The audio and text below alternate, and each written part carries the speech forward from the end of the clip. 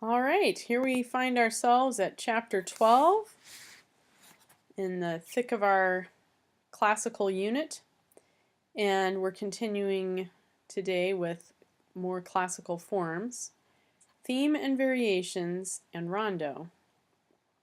You can probably guess that the photos in the grid represent a theme and variation, because we see the domes and then we see the fact that they are also different, similar and different, which is theme and variations in music too.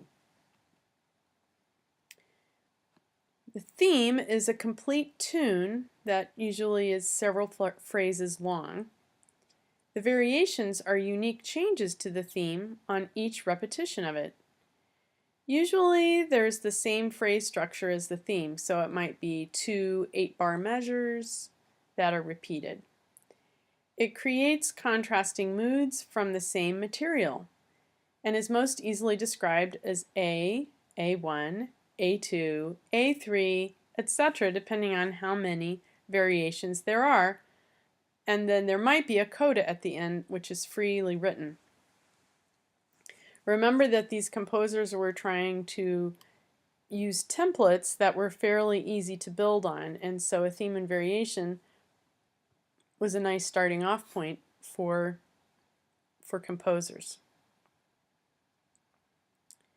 Again, in a little more depth, this musical form has a theme which continually returns but is varied by changing the notes of the melody, the harmony, the rhythm, or some other feature of the music. For this form to work, the theme must be well known or at least easy to remember and recall. The listener's primary task is to keep track of the tune as it is altered in increasingly complex ways. The first set that we're going to hear today of variations is 12 variations on Twinkle, Twinkle, Little Star. We won't hear all of them, but we will hear 3 or 4. And I guess I don't have the page on the e-text, sorry, but it is Chapter 12. The theme is simple. Variation 1 ornaments the theme with an avalanche of 16th notes. And so you can see down here, this would be variation 1. The theme is quite simple. Twinkle, twinkle, little star, bum, bum, bum, beam, bum, bum, ba-dum, ba-dum, and then it repeats. After the repeat, the B line is bum, ba, dee, da, dee, da, dee, da, dee, da, dum, dum, dee, da, da, dum. And then the repeat, dum, ba, deem, ba, dum, da, da, and so on. In variation 1, believe it or not, we have the melody hidden in these 16th notes, so listen carefully for it. Variation 2 shifts the 16th notes, the very quick moving line, to the bass and the melody into the right hand. Variation 3 has triplets, and the theme is very difficult to make out. I chose this particular performance of it because it features a young girl who has obviously been practicing the piano a lot, and it kind of gives us an entry into thinking about what kind of work it takes for a young child to be this accomplished. And when you think about it, Mozart started working really hard on his craft at the age of 3. So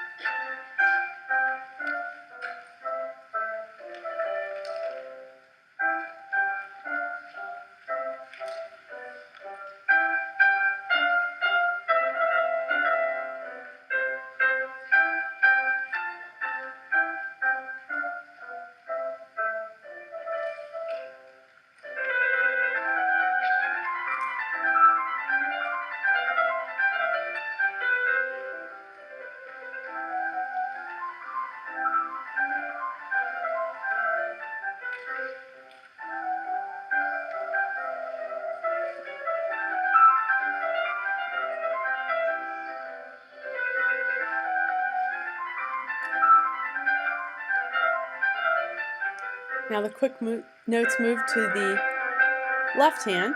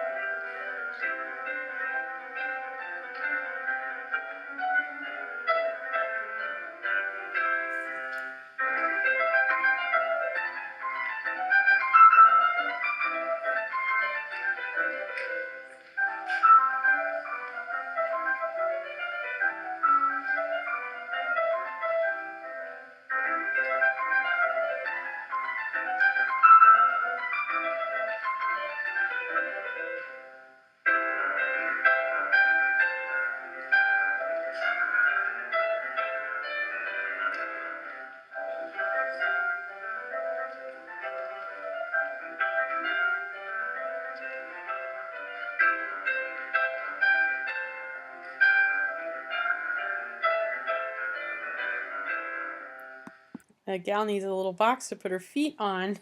She's so tiny. But a good young pianist. So that's a fairly simple set of theme and variations. But Haydn Symphony No. 94 features an entire movement written with this form. This is the second of the 12 London symphonies. If you'll remember, he's the one who worked for the Prince in Vienna and Prince Esterhazy, and he made 2 very celebrated trips to England and composed music while he was there.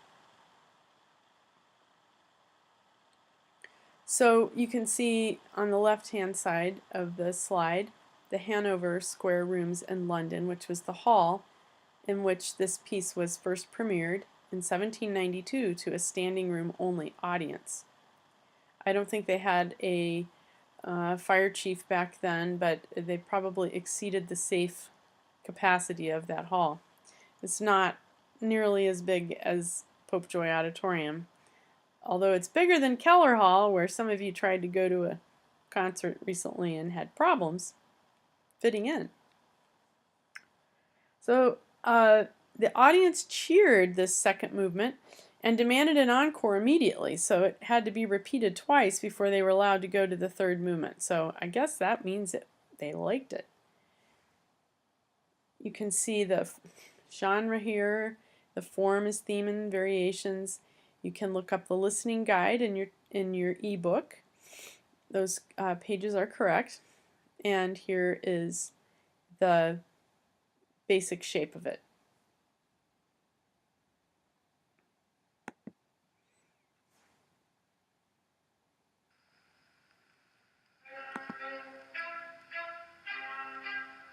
Here's the theme and the violins.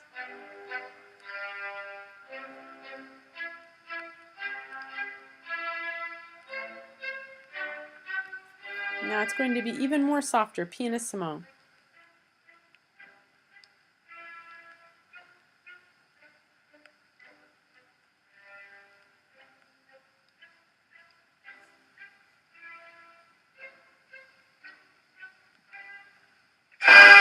Surprise!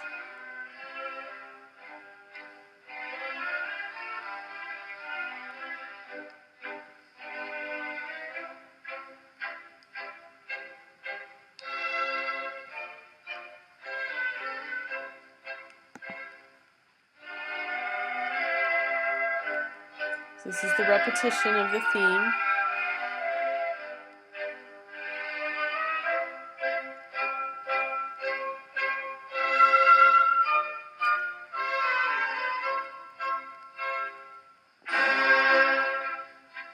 Variation 1.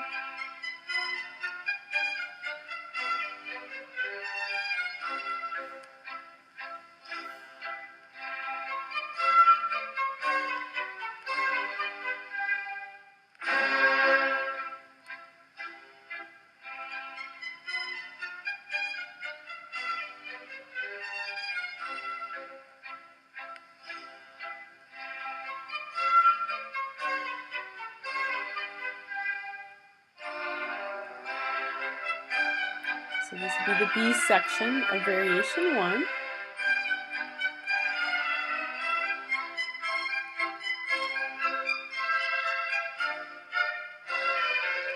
get ready for variation 2.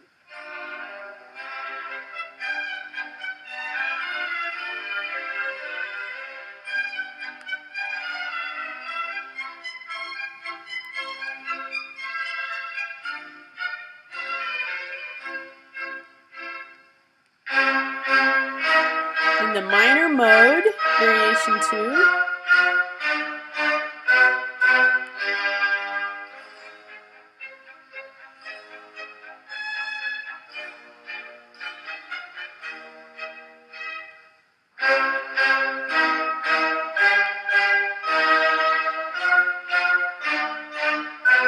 Fortissimo.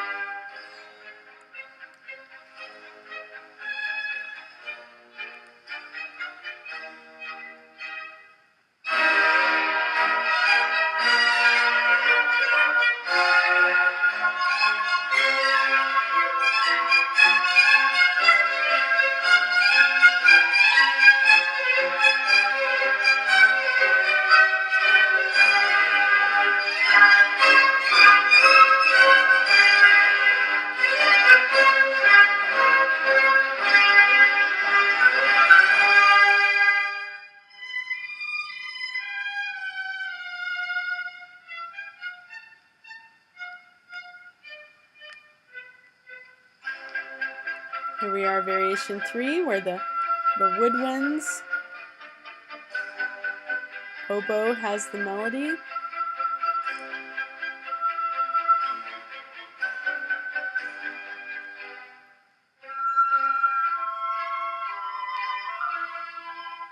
Nice flute line.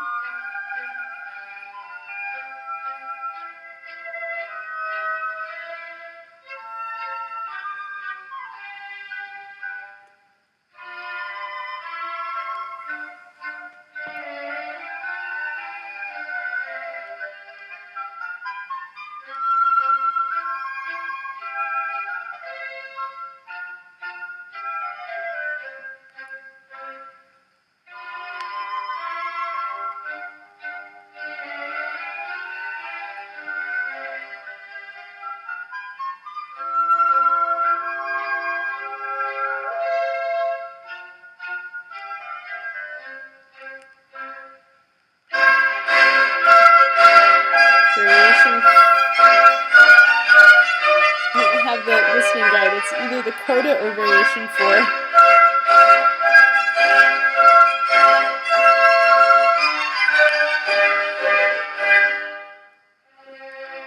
Definitely variation 4.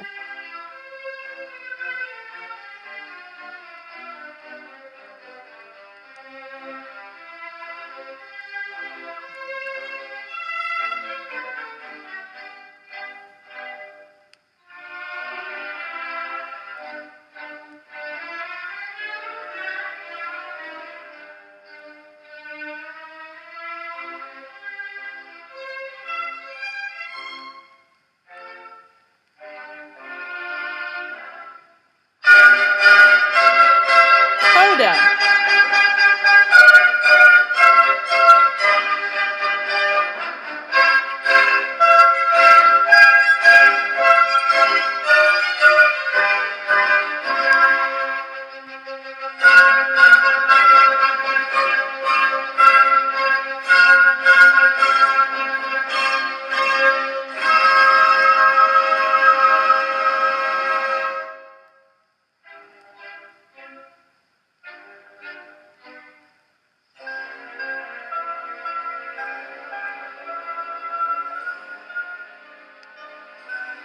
You hear the oboe again.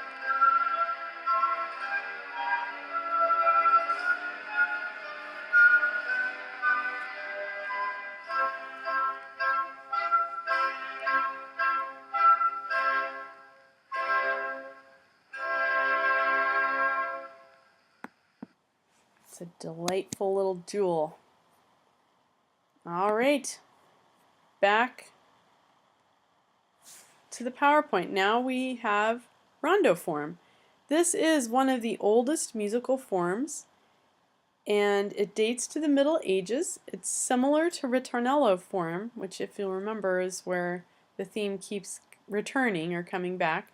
The refrain continually returns.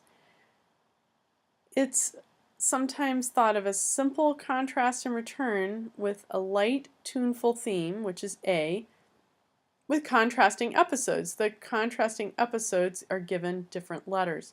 It is possible to go up at least to D, if not further, in a rondo form. But some typical looks for the rondo form would be A, B, A, C, A, coda. And there's also a sonata rondo form. But you just have to notice that it's bookended by A's with B, C, and sometimes even going as far up as D. And there's an optional coda.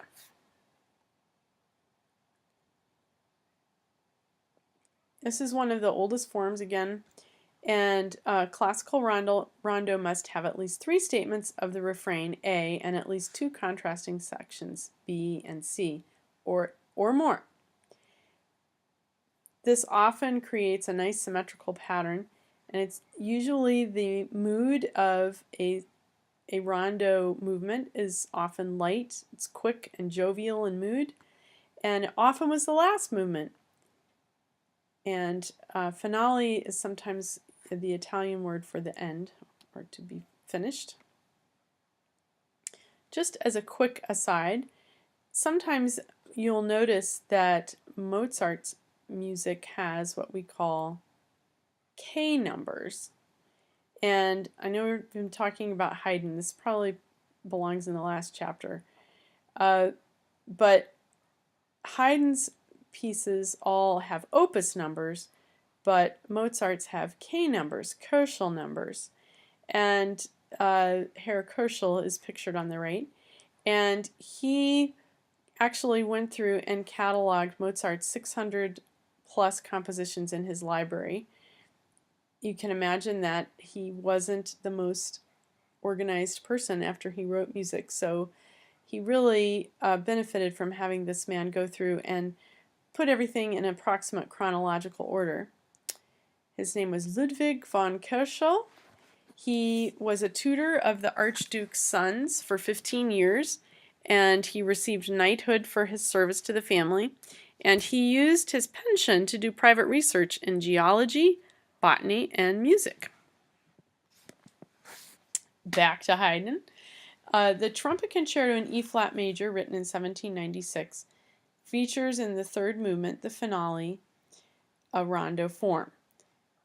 Prior to 1800, trumpets and horns were natural instruments without valves. So you can see on the right, pictured, a trumpet that actually Haydn wrote this for would have looked like this.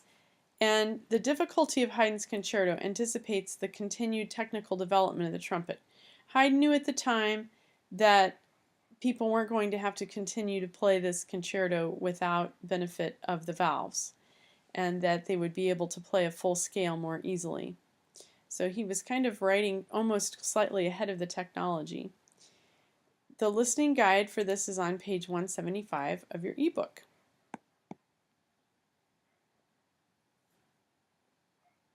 Let's just see if we can identify this theme that comes back over and over.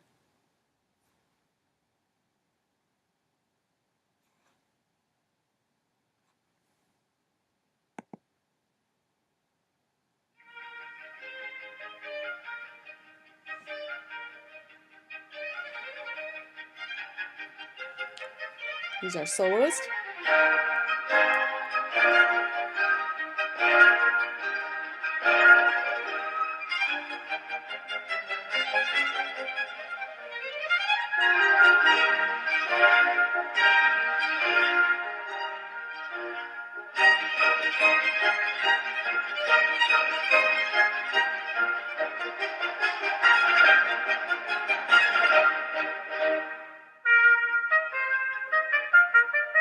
This is the A theme again.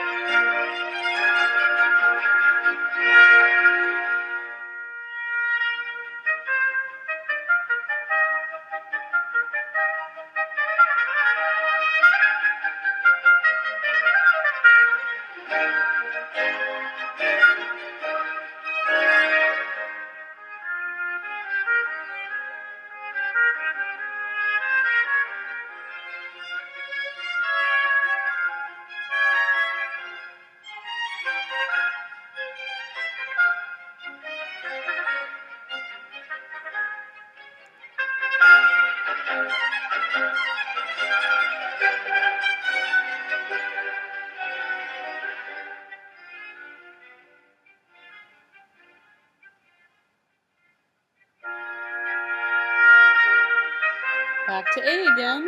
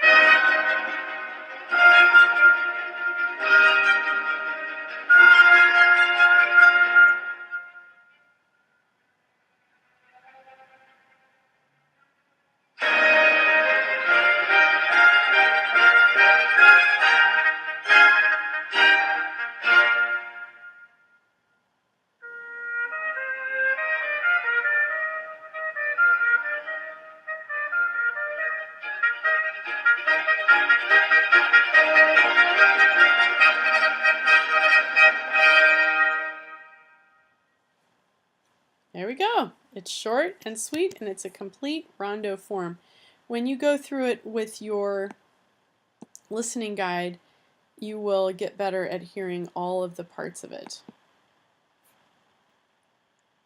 And our last slide, I believe today, yes, is, oh dear, I kicked back to the beginning, sorry, is a similar chart to what we saw before, but it's a little bit more about dealing more with mood of the piece. Oh dear. So sorry. So when we have something like a symphony, we have fast movement, slow movement, lively, and then fast again. And again, look how the first movement is usually sonata allegro. The second could be a large ternary, theme and variations, or a rondo. The third movement, a minuet and trio, which is ternary form.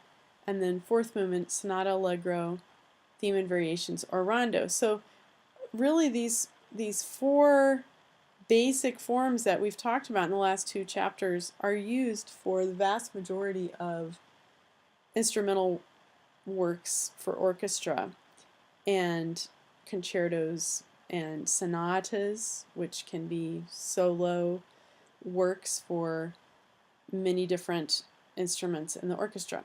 So a little bit shorter chapter this time, and it's not a bad idea for you to be maybe getting chunks of information together to start thinking about studying for that final. Is coming up week 15, and I hope that you all have a great week. Thank you.